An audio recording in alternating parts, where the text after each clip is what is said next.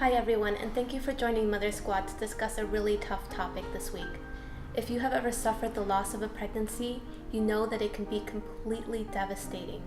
There's really nothing else like it. And for many women, it's easy to get enthusiastic and get into daydreaming and planning mode. You start planning events, thinking about names and how to decorate your nursery. And you start thinking about how your life is going to change.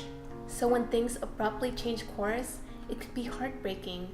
Although of course every woman responds differently, it is common to experience intense feelings of loss, disappointment, anger, guilt, and sadness. But please know that you are not alone. And because you're not alone in this, talking to someone can really help. It has to be the right person, of course.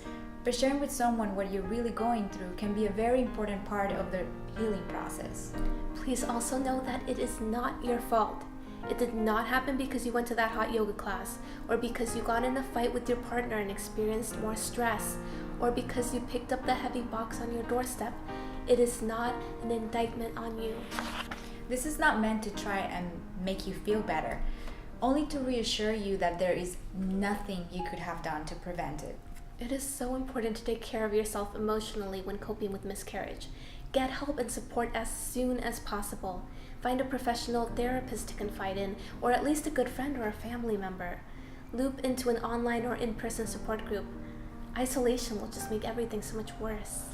And on that note, encourage your partner to get help too if necessary. Miscarriage is not just hard on the person who is physically experiencing it, and everyone reacts differently when confronted with it. Taking care of yourself physically can also really help. Exercise may be the last thing on your mind, but it really does help clear your head. There are a bunch of studies about the links between stress and exercise. Along the same lines, you may be in a rush to start trying to conceive again immediately afterwards. This makes perfect sense, but consult with your doctor about the best approach to trying again. Finally, go easy on yourself for feeling emotions that are new or different.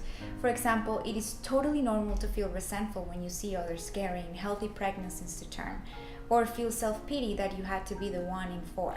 Miscarriage can also bring up old feelings of loss, and the resulting upset can linger longer than you anticipate.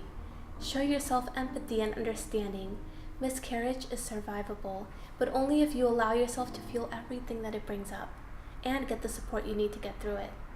Thanks for watching, and take care of yourselves, moms.